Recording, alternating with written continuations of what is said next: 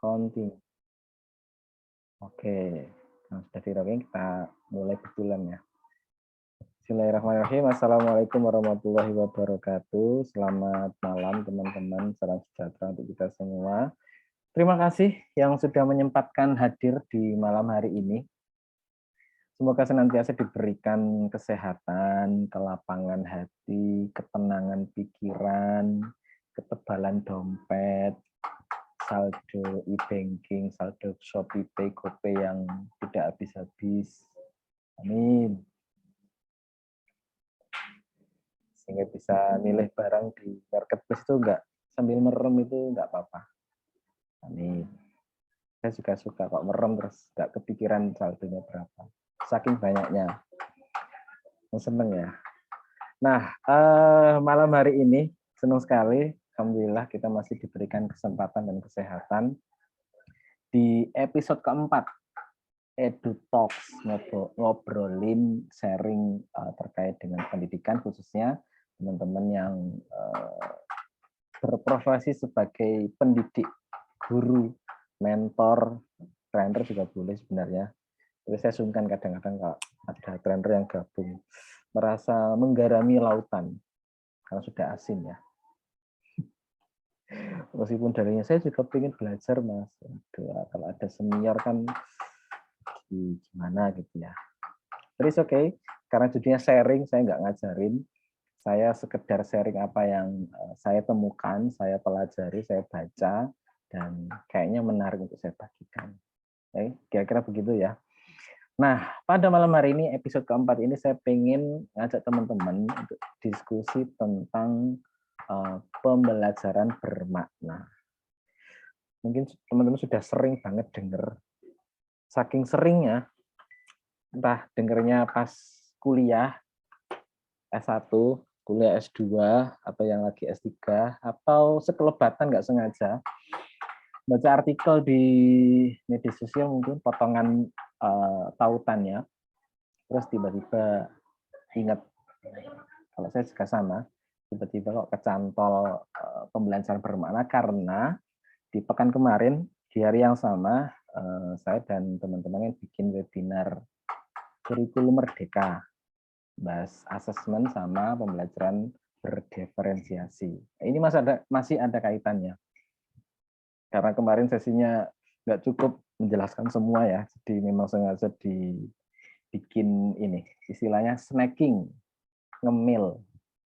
Kalau makan berat banyak kan, kadang-kala kita sendiri agak merasa kekenyangan kalau menikmati sajian dalam bentuk besar, menikmati pelatihan online yang berdurasi lama, topiknya berat, maka boleh jadi kita menikmati snacking, inciti, ngemil pelan-pelan materi-materi yang itu justru malah memudahkan kita memahami. Nah, ini upaya untuk bikin snacking. Bisa diduplikasi ke ini ya, ke anak-anak ya. Kalau dirasa materi kita itu berat, selesai dalam satu sesi, ya mungkin bisa kita ubah jadi snacking. Kayak ngemil, belajarnya kayak ngemil, nggak kerasa tapi kenyang. Nah, saya izin share dulu, share screen biar enak. Jadi saya sampai bilang bikin slide, masa nggak jadi ya? Bisa dong. Oke, sudah tampak di layar. Nanti cek ya, sudah. Di episode keempat ini bahas tentang meaningful learning strategy. Sengaja saya bahasa Inggris kan biar menarik, karena orang Indonesia suka yang ke barat-baratan ya, ke Inggris-Inggrisan, dan banyak yang minat dari judulnya aja. Nanti kita bahas apa? Nanti kita bahas ada 3 sebenarnya. Hampir semua formatnya EduTalks nanti bahasnya 3 ini. Mengapa, apa, dan bagaimana. Sudah.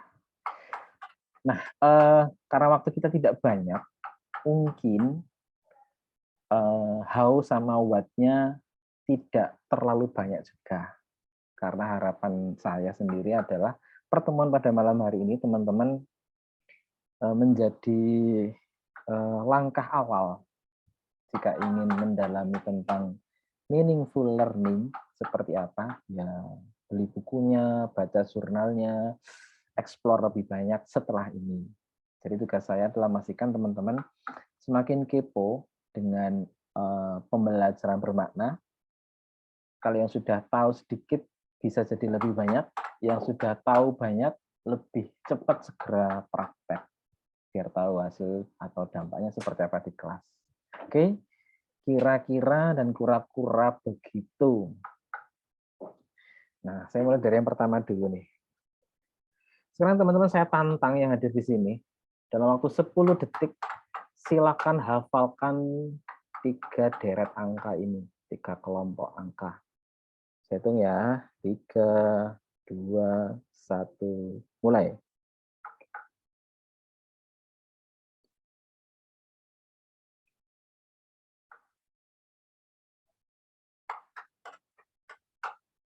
Oke, waktunya habis.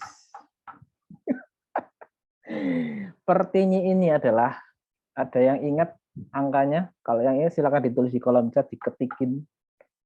Kalau yang ingin menyuarakan, boleh disuarakan. Kira-kira 1945. Oke, yang terakhir doang yang diingat. Terima kasih. Lupa. Tapi kayaknya polanya sepertinya diulang, diputar. Ya, terus tidak usah langsung menganalisis, langsung tulis saja apa yang diingat. Saking tak mendalami polanya, jadi berapa tadi ya? Kayaknya depannya 5 kalau nggak salah. Seingatnya 50170 salah. Ya, 158. Oke, terima kasih Bu sama Bu Lina, tambah depannya. Oh, berarti dia dapat 2 ya, belakangnya sama agak-agak depannya sedikit. Siapa juga yang bisa menghafal ya 10 detik. Nah, kalau nggak yang nulis, saya juga nggak hafal.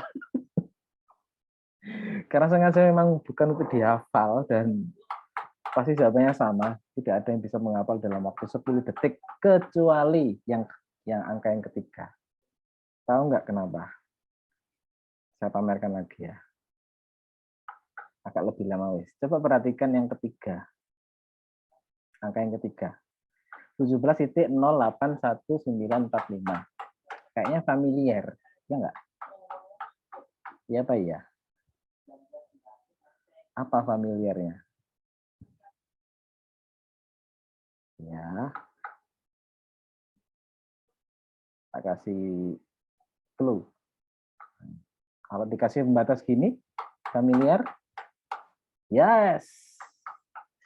Kecuali kalau Anda bukan orang Indonesia, nggak peduli secara Indonesia, jadi angka ini nggak spesial. Tapi kalau Anda adalah warga negara Indonesia, angka ini spesial. 17.08.1945.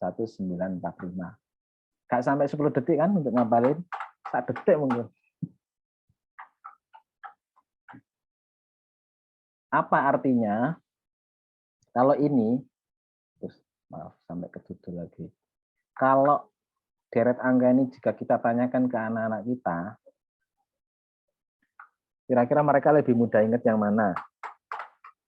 Ya, kalau polanya bisa diketahui oleh siswa kita, pasti mereka akan lebih mudah mengingat, menghafal yang ketiga ini.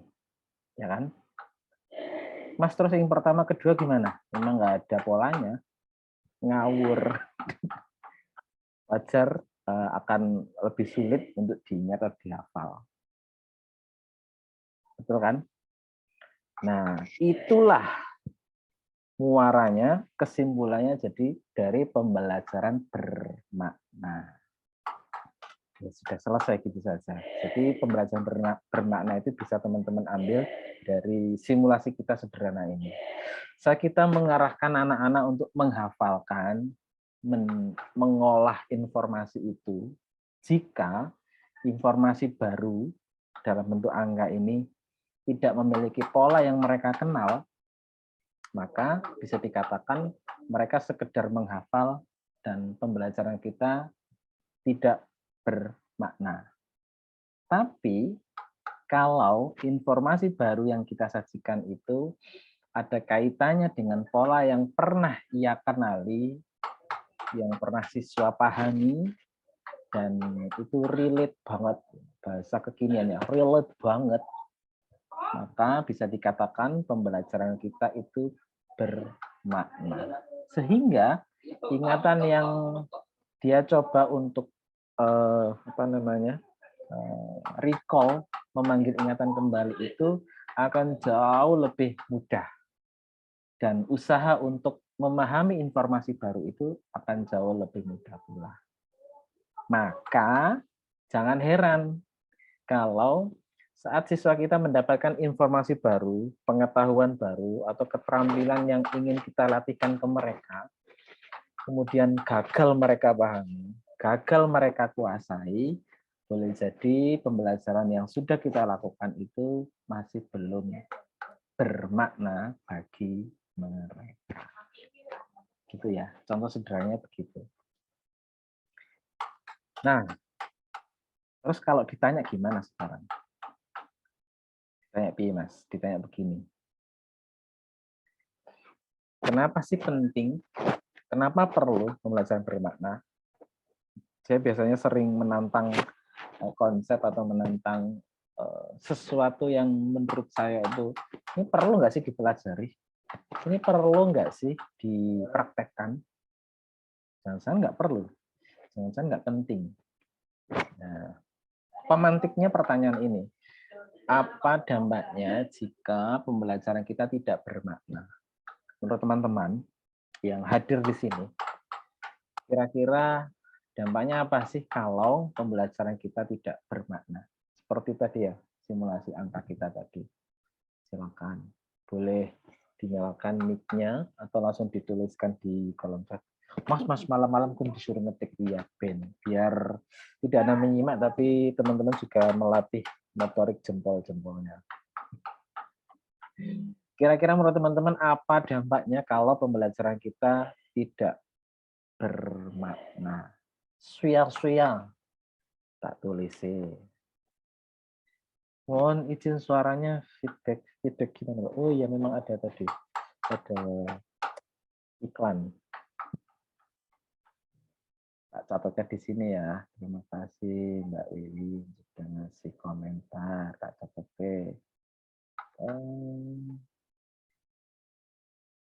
Sia-sia.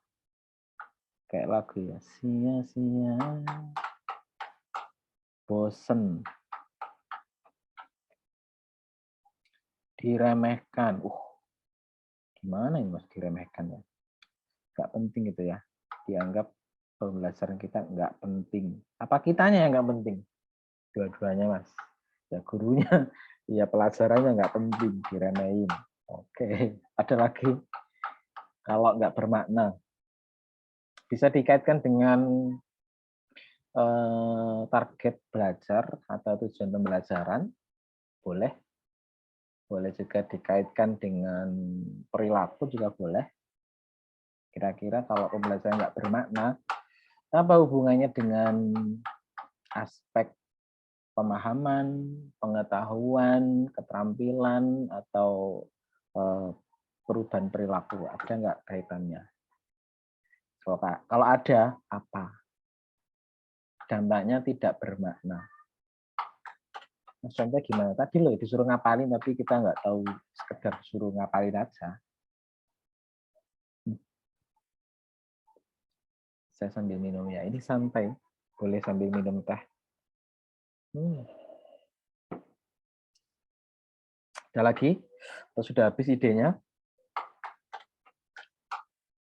Kalau di pembelajaran orang dewasa, andragogi, teman-teman kalau ikut pelatihan terus merasa tidak mendapatkan makna dari pelatihan yang teman-teman ikuti, apa dampaknya? Apa akibatnya? Atau apa konsekuensinya? Setelah pelatihan, terus apa yang terjadi? tidak ada perkembangan. Jadi biaya tidak ada perkembangan. Tidak ada perkembangan. Oke. Tulisan saya agak jelek di sini, tapi sebenarnya bagus kok tulisan saya. Kecoret. Oke. Nah, sekarang kalau pertanyaannya ditambah. Apa manfaatnya kalau bermakna? Pembelajaran kita bermakna nih. Terus manfaatnya buat apa? Kalau tadi kerugiannya atau dampaknya kalau tidak bermakna, kalau sekarang manfaatnya apa? Kalau pembelajaran yang kita lakukan itu bermakna. Dibalik aja ya dari yang sebelah kiri. Boleh kok dibalik. Silakan. Apa manfaatnya, apa benefitnya, apa keuntungannya, apa dampak positifnya. Saya seperti nyari ini, sinonimnya. Apa baiknya, apa konsekuensi baiknya kalau pembelajaran kita berhasil terlaksana dengan bermakna, berhasil menancapkan kebermaknaan di pembelajaran kita dari sudut pandang siswanya. Siswanya bakal kayak apa kalau pembelajaran kita bermakna. Menyenangkan, oke. Happy, menyenangkan. Menyenangkan. Berkembang, apanya ini? Berkembang. Tidak apa-apa. Berkembang, ilmunya mungkin berkembang, pemahamannya berkembang. Yang tidak tahu menjadi tahu, yang sedikit tahu jadi lebih tahu, yang sudah tahu bisa menguasai praktiknya. Oke, semangatnya nambah. Semangat, tanda panah ke atas. Oh, pengetahuannya berkembang, proses belajarnya. Sip, terima kasih, Bu Lucy. Jadi pemahamannya naik. Yang awalnya tadi ya, tidak paham. Semakin lama main jelek tulisan sih, nggak apa-apa ya. Kebaca ya. Oke, terima kasih. Terus kalau boleh saya tambahi, skillnya, keterampilan. Kan kita kalau belajar nggak hanya tentang pengetahuan kan, keterampilan, kompetensi, penguasaan alat. Kalau kita ngajar praktek berarti ya dia bisa melakukannya kan. Atau kalau zaman dulu nih, kognitif, motorik, afektifnya sama-sama berkembang. Ya, sekarang malah kembali ke bahasa yang sederhana, perilaku atau karakter.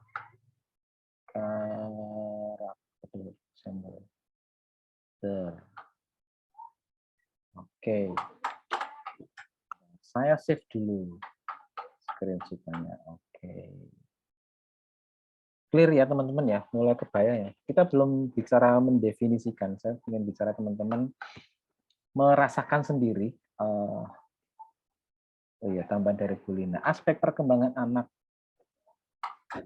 Nah, Namse bahasa kognitif. Oh iya. Saya kira bahasa Mandarin tadi. Oke, terima kasih Bu Lina.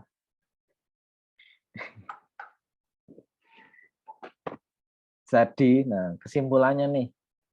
Seberapa penting pembelajaran bermakna bagi teman-teman? Satu, itu sama sekali, sangat amat tidak penting sekali. 10, sangat amat penting sekali.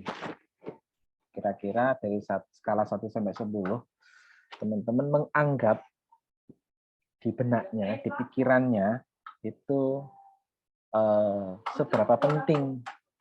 Penting pakai bau banget, atau biasa aja kok Mas.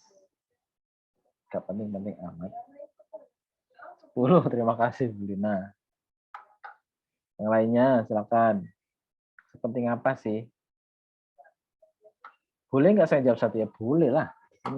Ini jawaban personal dan subjektif sekali. 7 mungkin? Ya boleh. Boleh. Terima kasih. Ya, mau main aman 5 dengan ya dianggap penting ya penting, enggak ya enggak. Sangat penting. Lah ya berapa Bu? Ya, sangat penting itu. 10, 9, 8. Mas, kenapa harus angka? Ya, biar jelas posisinya. Teman-teman menganggap seberapa penting. Sama kayak gini. Seberapa cintakah kamu kepadaku? Pokoknya aku cinta. Ya berapa? Cinta pakai banget 1 sampai 10. Angka ini akan memudahkan kita memetakan kondisi kita yang sekarang ya. Ini juga akan membantu teman-teman memetakan kondisi yang kayaknya masih abstrak. Kamu sedih ya? Sedih aja tuh sedih banget. Sedih banget. Kalau 10 itu sangat amat sedih sekali. Kalau saya 1 itu nggak sedih, kamu seberapa sedih sih? Aku 5, oh berarti nggak sedih-sedih amat. Gitu ya. Jadi angka itu membantu kita mengetahui posisi, mengetahui level dari perasaan dan pikiran kita yang seringkali abstrak sekali. Terima kasih Mbak Wiwin 10, Mbak Rita, tak panggil Mbak semua ya. Mbak Rukia ya 10, penting banget ya. Oke, terima kasih. Nah, kalau sudah nggak penting, maka saya berasumsi teman-teman punya ini bahasa kerennya itu mindset yang sesuai dengan harapan saya. Artinya sudah di atas 5, menganggap ini penting. Nanti, nah, teman-teman perhatikan nih saat webinar kemarin, bagi yang ikut ya, kemarin kan kita membahas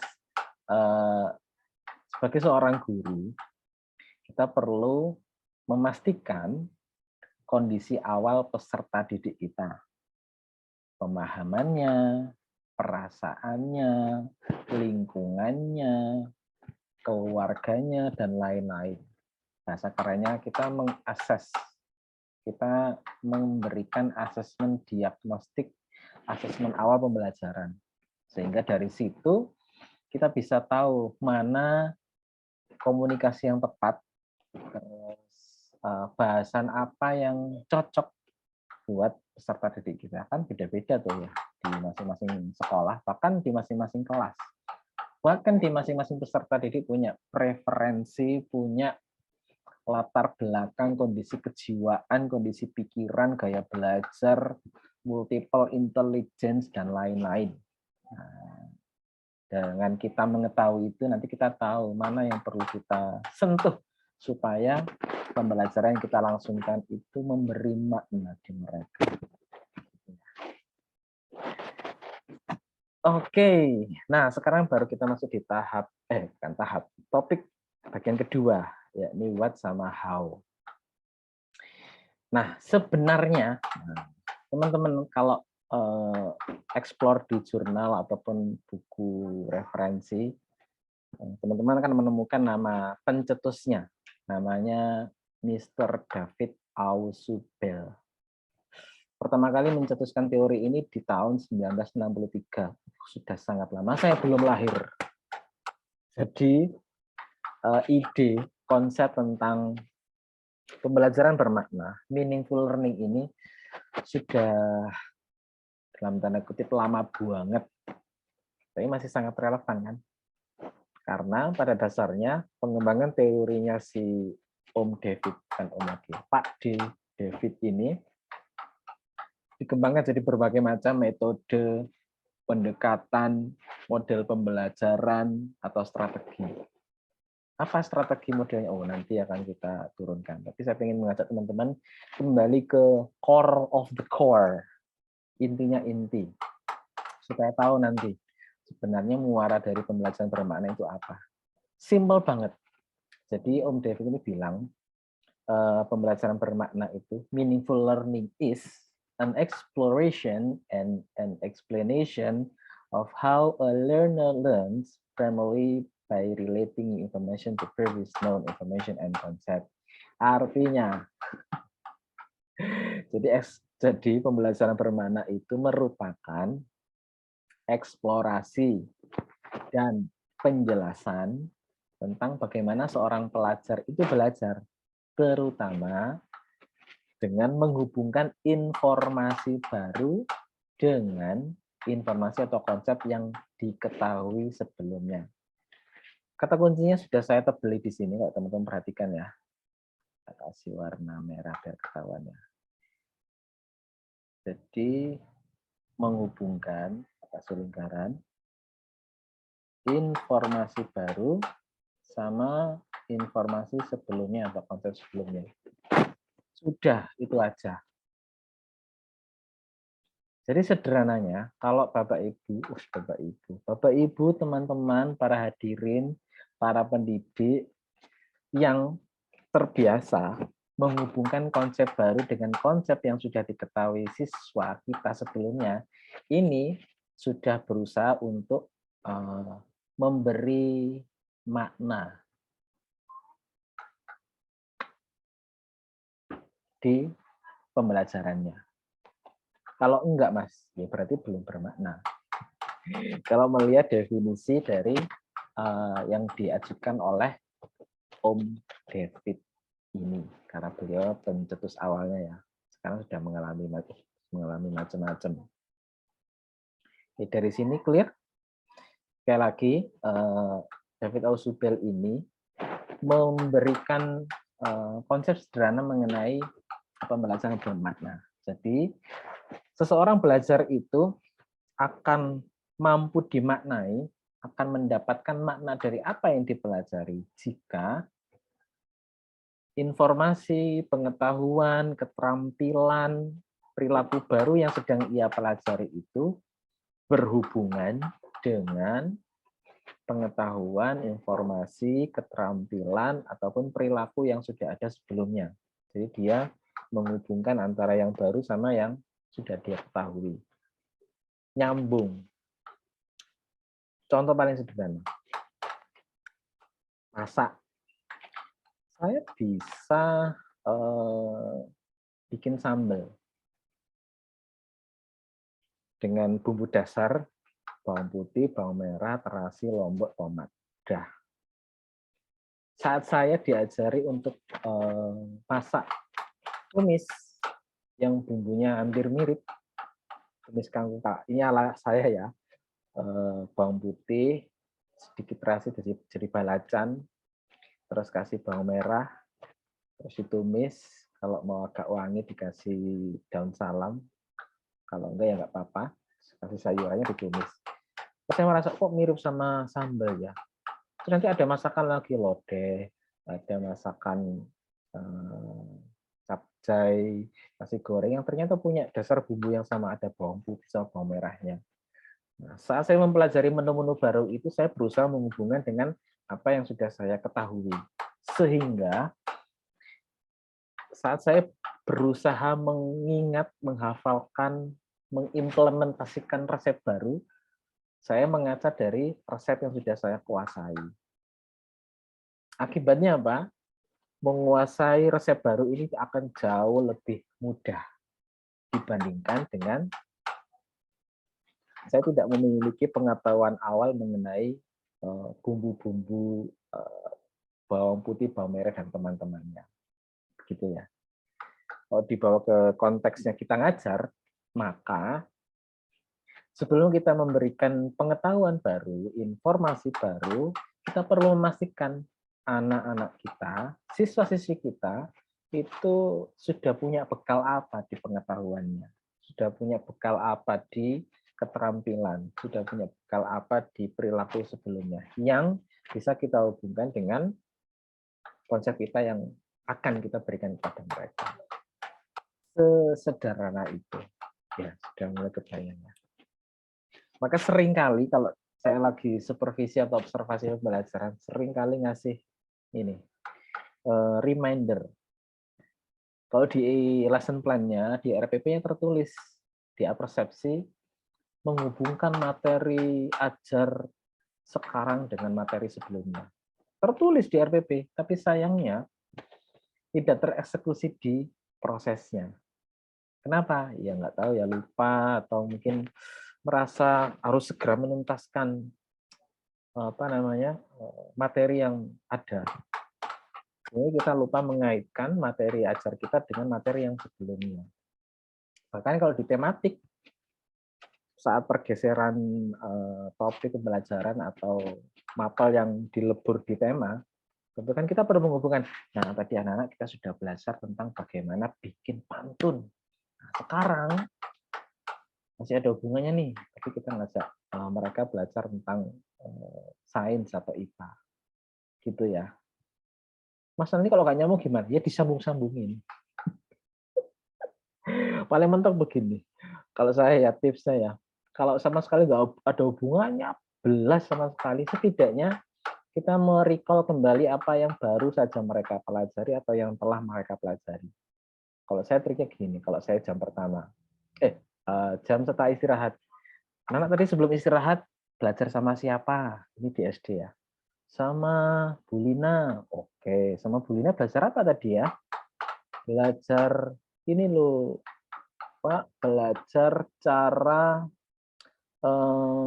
membedakan antara makhluk hidup sama makhluk yang tidak hidup. Oh, iya.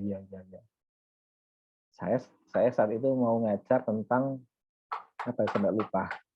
Matematika antara kelas 3. Cuma nanya begitu karena menurut saya belum menemukan sambungan antara materi saya dengan materinya Bu Lina sebelumnya.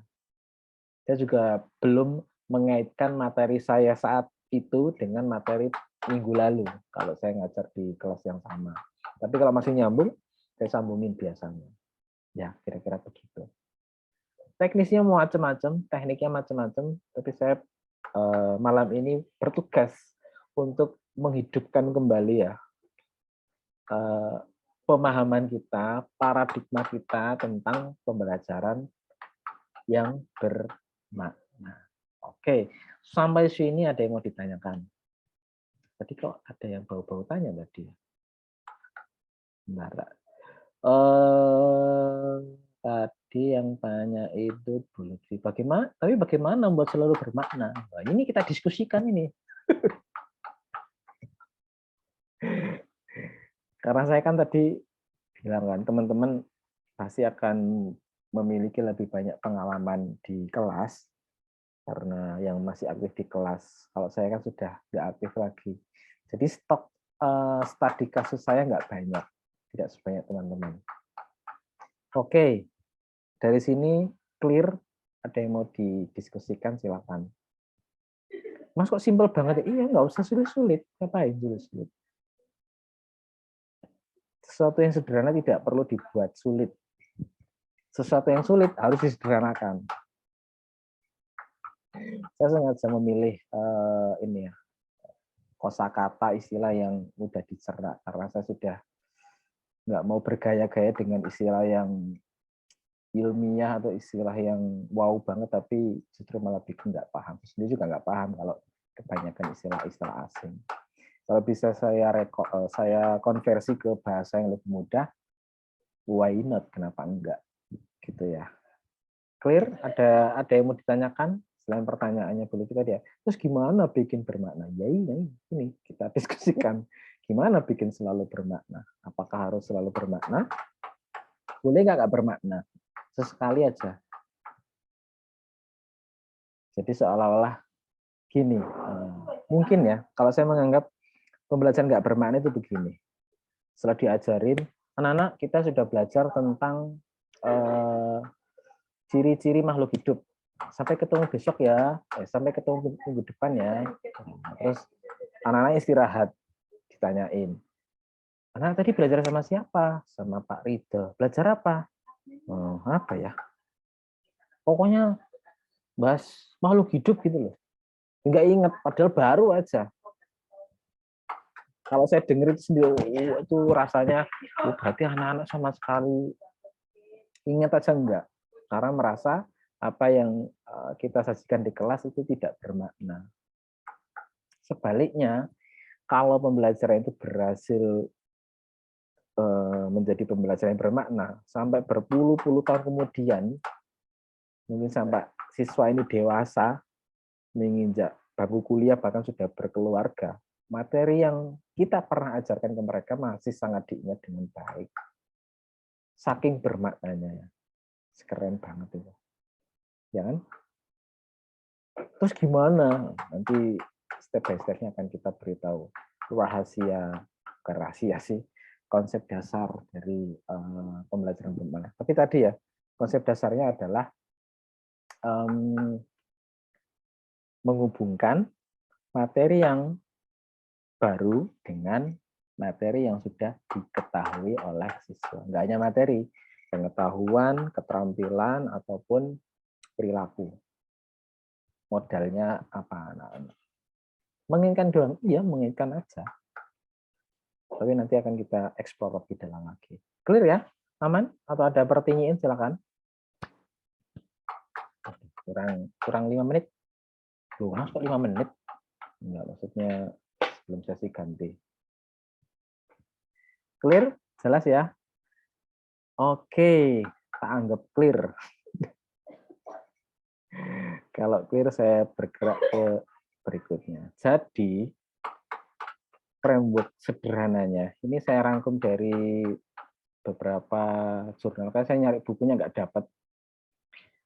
Jadi pembelajaran bermakna itu terjadi jika pembelajar, siswa kita itu menafsirkan, menghubungkan, menggabungkan informasi yang baru dengan pengetahuan yang ada.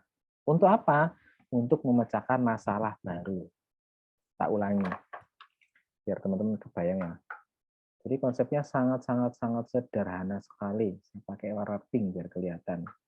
Jadi yang dikatakan pembelajaran bermakna itu jika pembelajar, siswa itu menafsirkan, menghubungkan, menggabungkan informasi baru dengan informasi lama untuk memecahkan masalah, problem solving. Maksudnya gimana memecahkan masalah? Memecahkan masalah berarti yang mulai dari memahami, misalnya begini jadinya, kemudian menguasai keterampilan baru, kemudian mencari solusi, kemudian menciptakan produk atau kreasi, dan lain-lain. Berdasarkan tadi ya, informasi yang lama, yang baru dihubungkan dengan informasi yang lama. Entah itu menafsirkan, menghubungkan, dan menggabungkan. Nah, terus gurunya ngapain? Nah, guru sebagai fasilitator aja. Kan masih erat kaitannya sama ini kan, kurikulum merdeka kan. Guru sebagai fasilitator. Dari dulu sebenarnya konsep ini. Itu sudah nggak zamannya lagi, guru sebagai orator.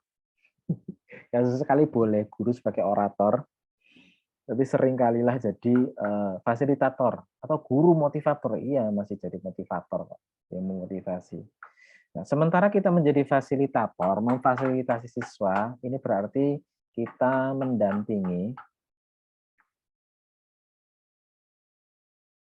membantu mereka dengan porsi porsi secukupnya ya. Kemudian kalau mereka butuh dimotivasi, ya kita motivasi. Jadi peran fasilitator juga memotivasi. Sampai dengan kalau mentok, mereka perlu diarahkan dengan instruksi, it's okay, nggak apa-apa. Daripada kita nunggu mereka inisiatif lama, langsung kita beri instruksi yang jelas. Jika mentok ya. Sesederhana ini. Jadi sekali lagi, konsep pembelajaran bermakna itu terjadi jika pembelajaran itu menafsirkan, menghubungkan, menggabungkan informasi baru ke informasi lama. Informasi baru itu juga berarti pengetahuan baru ke pengetahuan yang lama. Keterampilan baru ke keterampilan yang lama, atau keterampilan yang sudah dikuasai mereka. Perilaku baru dengan perilaku yang sudah mereka lakukan. Yes, menghasilkan karya. Terima kasih Bu Lina tambahannya. Gitu ya teman-teman. Clear? Mas terus piye mulainya? Sabar. Ini dulu. Teman-teman sudah kebayang ya? Tak bisa biar bersih. Ini kata kunci aja sebenarnya sama kembali ke filosofi awal tadi ya. Kalau kita terbiasa menghubungkan informasi baru dengan informasi yang telah mereka ketahui, sebenarnya kita sudah mencoba memberi makna atas apa yang sedang kita pelajari bareng sama mereka. Karena nggak mudah loh. Yes, sangat tidak mudah. Karena tadi ya, kita terpancing untuk kepingin segera menuntaskan indikator, menuntaskan tujuan pembelajaran, terus pokoknya beres materinya, selesai tersampaikan. Seringkali begitu ya. Akhirnya mereka kehilangan makna. Kita sendiri ngajar juga seolah-olah kehilangan makna. Atau saya balik konteksnya begini. Seperti kondisi kita dalam beraktivitas sehari-hari ya. Pagi gitu, kerja, terus jualan mungkin, menyelesaikan tugas dari kepala sekolah mungkin, atau kita sendiri kepala sekolah dapat tugas banyak, tiba-tiba sudah malam. Terus kita ditanya sama pasangan kita, tadi hari ini ngapain aja? Iya, ngapain aja kok hari ini ya? Aku kok, iya ya.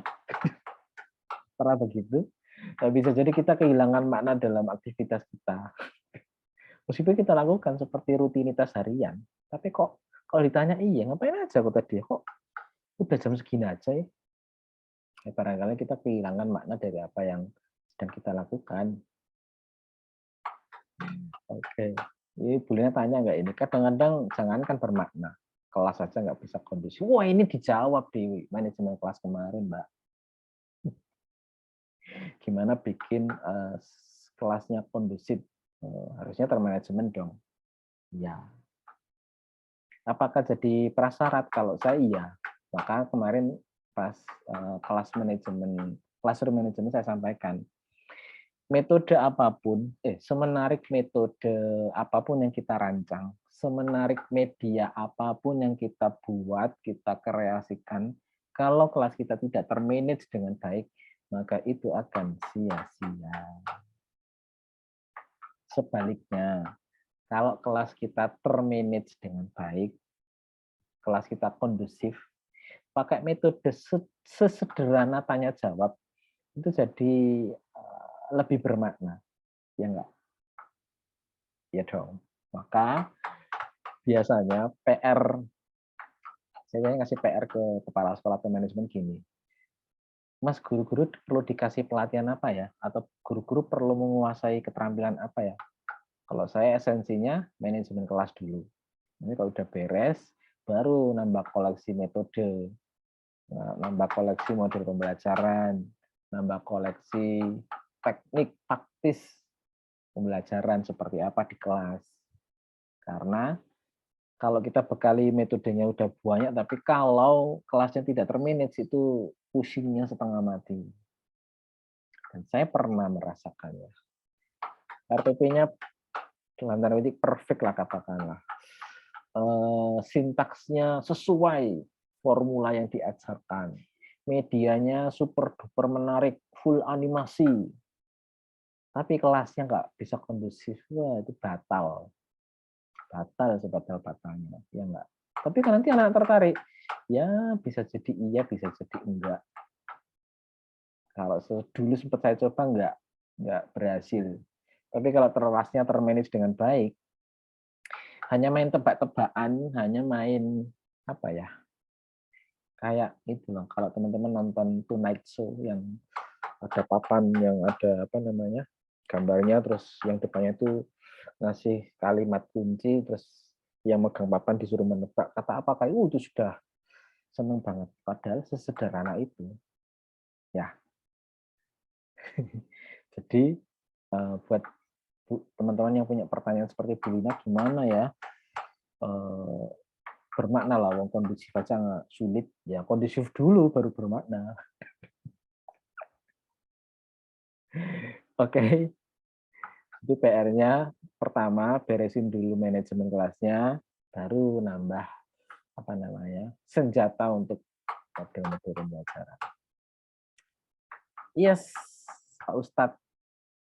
Kenapa saya bilang begitu ya? Ini nggak tahu teorinya dari mana, tapi saya merasa saat saya dulu ngajar itu PR besar yang bikin saya migrain tiap hari, bukan tiap hari ya, tiap masuk ke kelas itu menguasai kelas, manajemen kelas.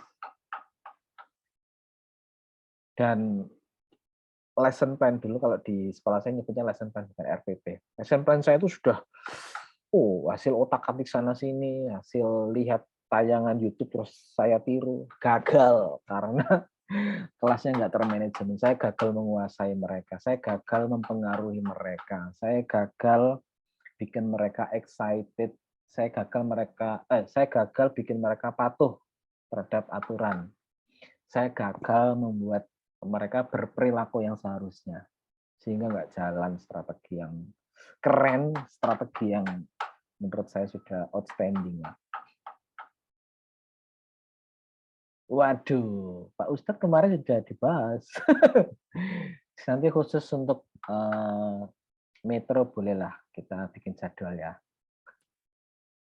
Gratis. Iya, tertinggal. Salah gak ikut. Intinya begini manajemen kelas. Sedikit aja spill buat teman-teman. Manajemen kelas itu bicaranya esensinya satu, peraturan sama prosedur.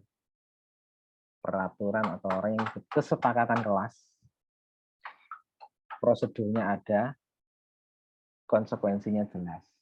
Sudah sebenarnya. Jadi kalau anak-anak sudah bisa diarahkan menaati peraturan, menaati kesepakatan, terus tahu caranya apa nih, caranya melakukan sesuatu di kelas. Contoh gini ya, SOP itu bicaranya tentang begini. Kalau kita mau ke bank, mau nabung kan ada SOP-nya. Bertemu dengan security, terus dikasih nomor antrian, duduk menunggu giliran, menunggu nomornya dipanggil, menuju ke teller atau menuju ke CS-nya, ya kan? Ada SOP yang jelas. Nah, pertanyaan saya, kalau di kelas ada nggak SOP anak-anak bertanya? Oh ya ada Pak, gimana? Angkat tangan. Terus ya udah disilakan anak yang bertanya. Menariknya, kalau itu tidak ada SOP yang jelas, cara mengajukan pertanyaan, itu bisa nggak kondusif. Itu baru bertanya. Prosedur menyampaikan pendapat. Prosedur minta izin ke belakang. Ustadz ke belakang. Padahal sudah disepakati SOP-nya, angkat tangan atau ada yang bilang gini, angkat kelingking, cukup angkat kelingking. Oh, berarti tandanya anak yang mengangkat kelingking itu mau izin ke belakang. Silakan. Kita tinggal ngasih gestur, silakan. Dia diizinkan ke belakang. Tanpa harus bersuara, cukup menunjukkan kelingking. Ini kan prosedur.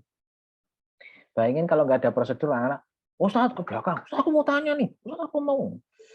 Apa ya? Kondisi-kondisi di kelas yang bakal bikin nggak teratur, biasanya berawal dari tidak ada SOP yang jelas. Terus ada lagi, SOP berkelompok.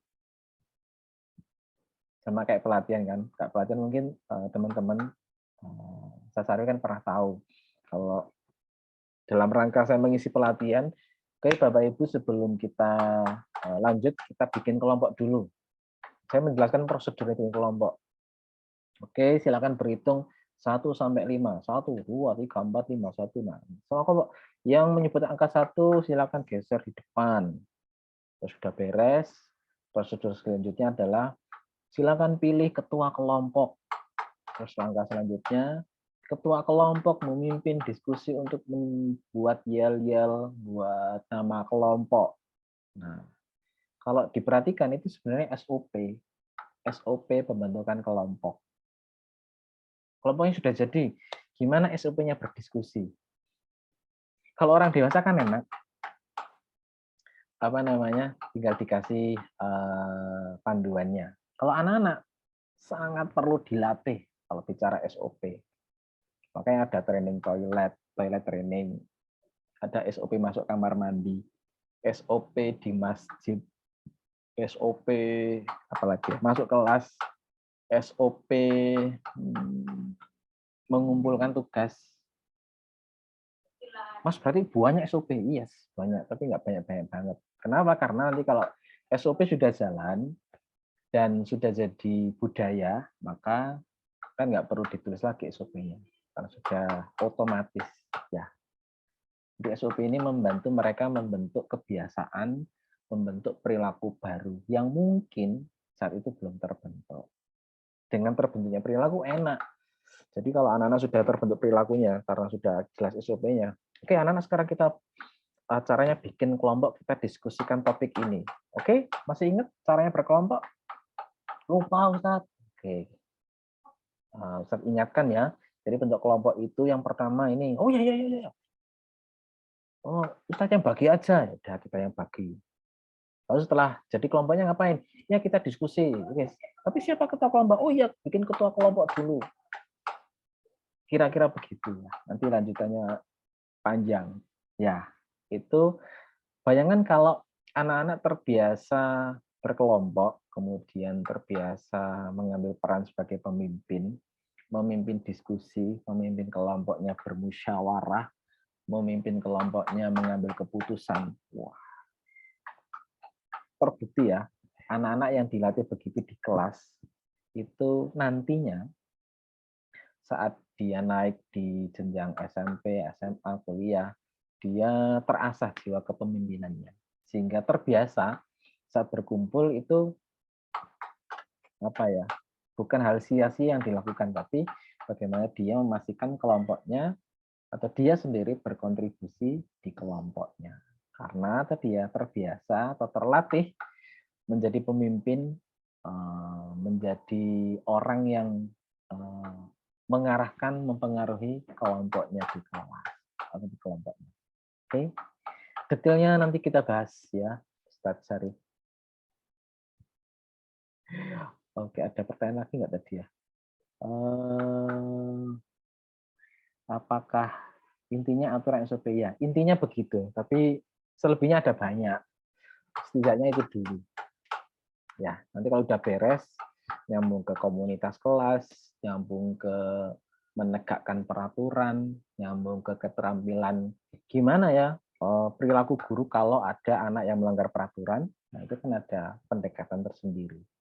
Nanti akan kita bagikan dan kita diskusikan di kesempatan yang lain. Oke. Nah, terakhir, prakteknya gimana? Sebenarnya ini pengembangan ya. Kalau saya sampai keliru judul.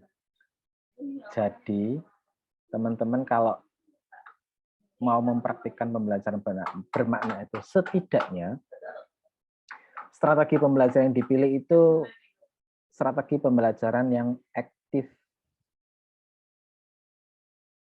learning. Jadi guru fasilitator, siswanya aktif. Terus yang kedua kontekstual.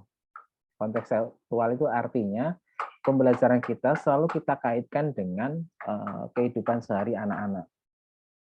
Maka saat apersepsi, jika kita ingin memberikan kebermaknaan di pembelajarannya, pastikan mereka paham apa manfaatnya mereka menguasai, memahami materi kita pada hari itu.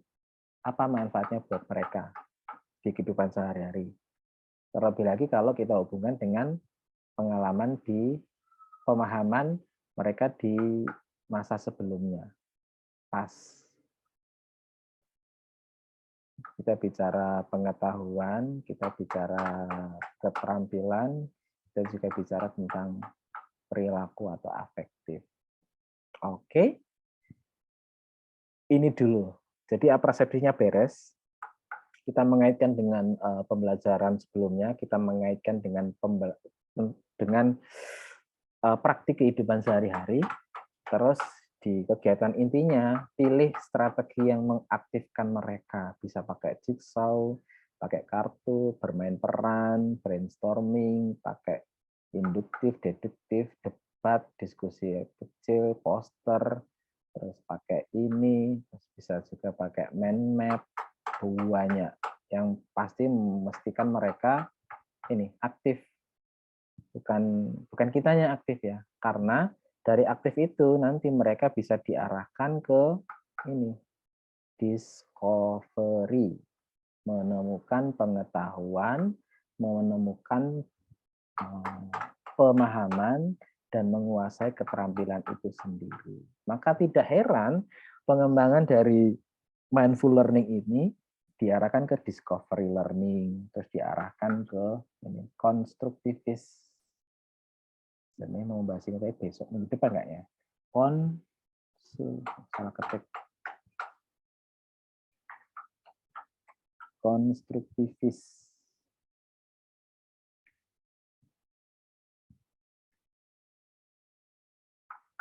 Konstruktivis.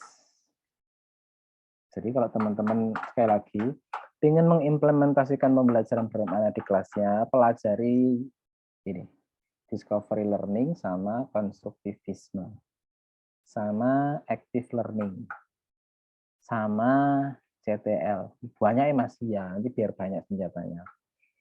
Kalau ada mentor saya bilang gini, lebih baik kita punya banyak perlengkapan dan senjata peralatan sehingga nanti saat turun ke medan perang teman-teman bisa milih, oh kalau kelas ini cocoknya saya pakai ini ya, kalau kelas ini saya cocoknya pakai mind map, kelas ini saya cocoknya pakai jigsaw, kelas ini pakai ini.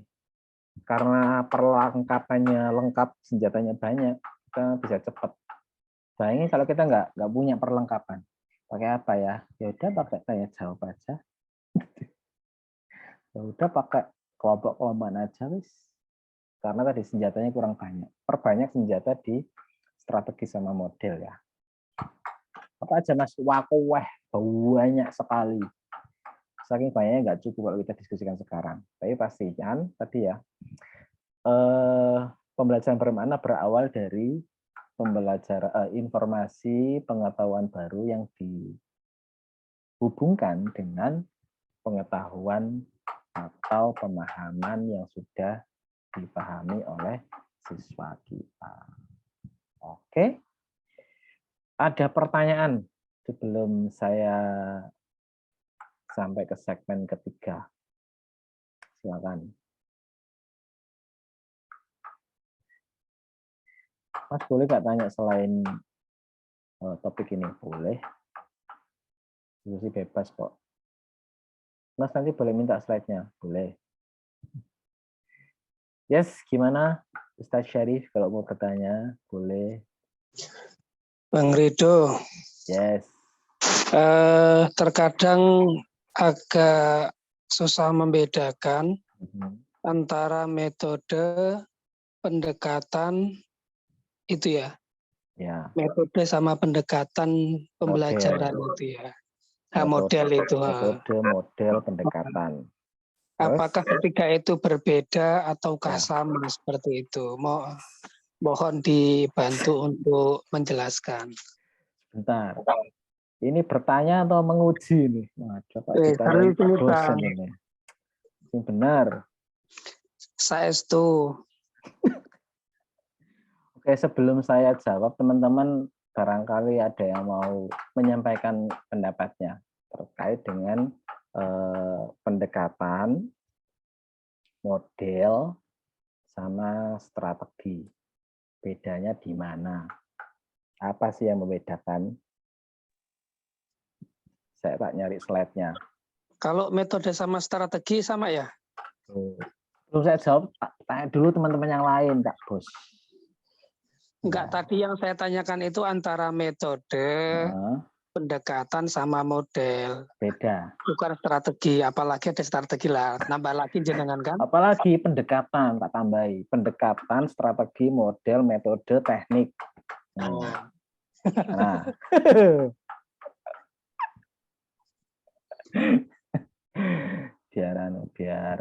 biar puyeng. Sebelum ini ya, sebelum teman-teman sebelum saya menjawab, teman-teman silakan. Saya tak nyari slide-nya. Dulu sempat tak bikinkan slide-nya loh. Di mana? Ya, silakan. Ada? Ini bukan harus saya doang yang ngomong loh ya. Boleh teman-teman yang lain menyampaikan pendapatnya terkait dengan pertanyaannya Pak Sarip ya. Apa sih bedanya? Bang Ridho itu lagi nungkang ya, ketok-ketok terus tuh. Enggak, kipas angin, bunyi maklum. Oh. Masuk di situ ya, tok ya. Terus tak kecilin kipasnya biar enggak bunyi. Enggak diservis kipasnya. Bentar. Gimana yang lainnya? Ada ide, usulan, jawaban terkait dengan metode bedanya metode, model, pendekatan, strategi. Saya tak nyari slide-nya. Halo guys, gimana? Nggak ada salah benar, boleh menyampaikan pendapatnya ya. Karena saya pun nanti boleh jadi menyampaikan dan boleh dibantah. Mas nggak begitu.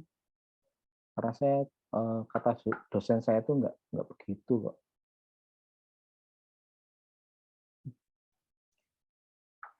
Pendekatan, terus model, terus strategi, metode, sama teknik.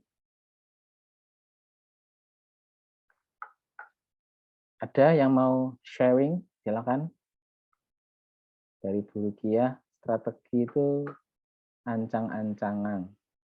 Metode pemilihan cara. Yes.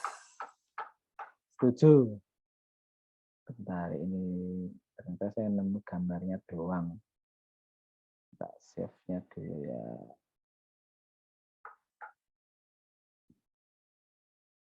Open in new tab.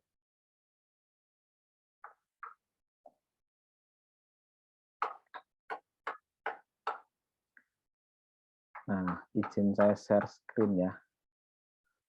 Ini juga seringkali diperdebatkan oleh teman-teman trainer ya. Sebenarnya apa sih bedanya model, kemudian pendekatan, terus strategi. Jadi, sudah muncul belum ya? Masih loading sebentar. Oke.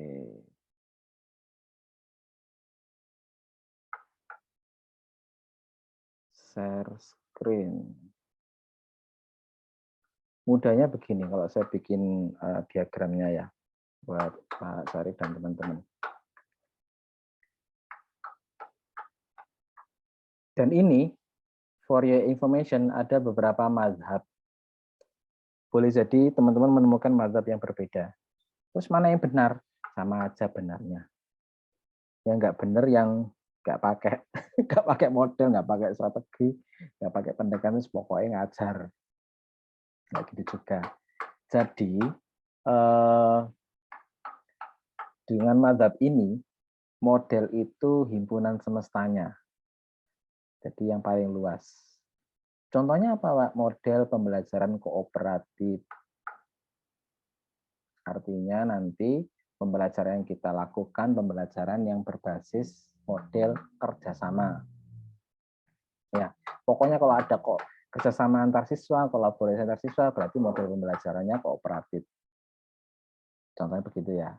Kemudian himpunan besar yang kedua yang membingkai adalah pendekatan.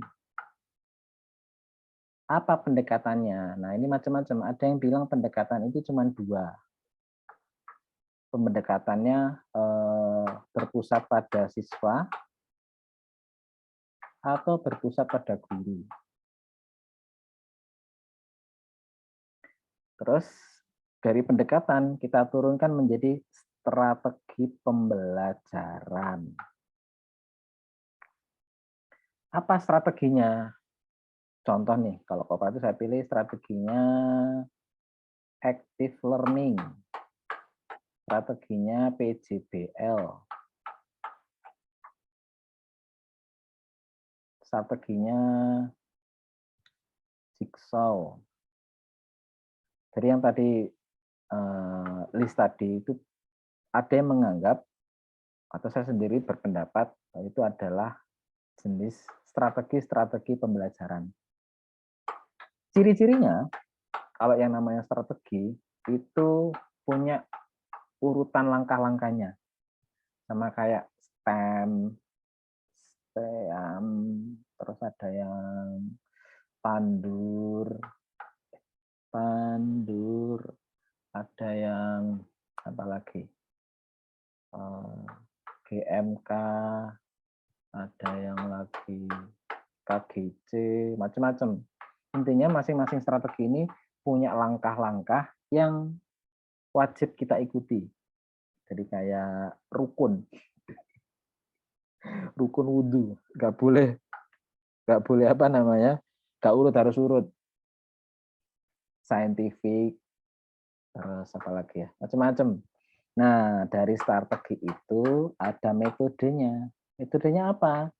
Diskusi, tanya jawab, terus bermain peran, terus demonstrasi, dan lain-lain. Tekniknya ini macam-macam ini. Bisa teknik penilaian, terus teknik bertanya, teknik mengajukan pendapat, teknik mengajukan fakta, teknik menyajikan informasi dengan mind map atau media, dan lain-lain. Kebayang ya? Jadi kalau mazhab ini, ada mazhab yang lain. Teman-teman boleh milih yang mana, sama aja. Jadi yang jadi semestanya adalah modelnya. Yang kedua, pendekatannya. Kalau kita pakai mazhab ini, pendekatannya pilihannya cuma dua. Berpusat pada siswa, pembelajarannya, pendekatannya berpusat kepada guru. Loh, katanya Mas guru fasilitator. Boleh, masih tetap pembelajaran berpusat pada guru. Kapan berpusat pada guru? Saat kita menggunakan strategi direct instruction atau instruksi langsung dengan metode ceramah. Kita pakai pendekatannya pembelajaran berpusat pada guru. Sama kayak apa namanya, kita ngajarin anak-anak pidato atau anak pidato kan salah satu pendekatan berpusat pada orang yang mempidato kan. Jadi pidatonya nggak ngajak apa namanya interaksi audiennya karena berpusat pada dia. It's okay, nggak masalah. Karena tergantung karakteristik dari materi yang kita bawakan. Terus dari pendekatan kita turunkan ke strategi. Strategi tadi pilihan-pilihan strategi pembelajaran yang biasanya memiliki urut-urutan, langkah-langkah, sintaks, formula, apalagi namanya ya. Pokoknya step-step yang wajib ada dan berurutan. Strategi. Nah, dari strategi kita bisa milih metode, diskusi, ceramah, tanya jawab, demonstrasi, bermain peran, dan lain-lain. Lalu paling kecil ada di teknik. Teknik bertanya, teknik berdiskusi, teknik menagih, teknik menilai, teknik menilai teman sebaya, macam-macam. Ya, kira-kira begitu, Pak Sari dan teman-teman. Mas modelnya anak cari sendiri. Saya menyajikan satu mazhab dulu biar teman-teman mudah dalam memahami ya. Tapi ini nggak ada di slide ini. karena di luar topik bahasan kita ya. Jelas ya, clear ya. Sekali lagi ini salah satu madhab, salah satu sudut pandang. Bisa jadi teman-teman menemukan sudut pandang yang lain terkait dengan model, pendekatan, strategi, metode, sama teknik. Ya, kira-kira begitu, Pak Sarip. Apakah sudah cukup jelas? Matur nuwun, yeay, sami-sami. Oke, terakhir refleksinya adalah sampai mana tadi? Sampai sini ya. Kira-kira pertanyaan reflektifnya buat teman-teman, apa langkah pertama teman-teman untuk mempraktikkan pembelajaran bermakna di kelasnya teman-teman? Langkahnya apa nih? Bisa jadi setelah ini teman-teman menambah koleksi strategi, model, metode. Bisa juga teman-teman memulai membiasakan persepsinya itu menghubungkan materi ajar kita dengan materi yang sebelumnya, atau guru sebelumnya, atau sesi yang sebelumnya. Ya, biar terbangun kebermanaannya. Atau bisa jadi selama ini teman-teman sebenarnya sudah melakukan, cuman belum konsisten. Berarti langkah pertamanya adalah mengkonsistenkan diri untuk membiasakan tadi ya, menghubungkan materi pembelajaran yang akan kita ajarkan dengan materi pembelajaran yang sudah mereka kuasai. Ingat, nggak hanya materi sebenarnya. Keterampilan, penguasaan skill, kompetensi yang sudah mereka punya, sama perilaku yang sudah mereka miliki. Oke, nggak usah dijawab sekarang karena ini pertanyaan refleksi yang semoga teman-teman nanti sebelum tidur sudah berangan-angan ya, dan menetapkan bahwa aku akan begini ya. Oke, kira-kira begitu teman-teman. Terima kasih buat kehadirannya. Mohon maaf jika ada yang kurang. Dan sesi terakhir ini yang memungkinkan untuk menyalakan video, boleh dinyalakan. Saya dokumentasikan biar dipamerkan ke media sosial dan teman-temannya. Silakan, baik yang bisa open cam. Wis, tampan sekali Pak Syarif. Oke, Mbak Lutfi, agak gelap sedikit nggak apa-apa. Mbak Zeni, oke. Bu Siti sama Bu Wiwin, apakah memungkinkan? Kalau memungkinkan, saya tunggu nih. Siap, kamera. 3, 2, 1, smile. Yes. Mohon maaf Mbak Lutfi sama Mbak Siti ya, agak gelap. Nggak apa-apa ya. Nanti kalau mau diedit fotonya, bisa kirim fotonya ke saya, tak tambahin. Oke, sekali lagi terima kasih buat teman-teman yang sudah hadir pada malam hari ini. Semoga apa yang kita diskusikan bermanfaat, menjadi ilmu yang bisa diamalkan dan memberi dampak buat pembelajaran kita di kelas. Sekali lagi terima kasih. Mohon maaf jika ada yang kurang. Sekian dari saya. Assalamualaikum warahmatullahi wabarakatuh. Yes, terima kasih sama-sama. Tak tunggu undangannya bisa virtual, Mbak Sari. Mohon izin saya akhiri ya.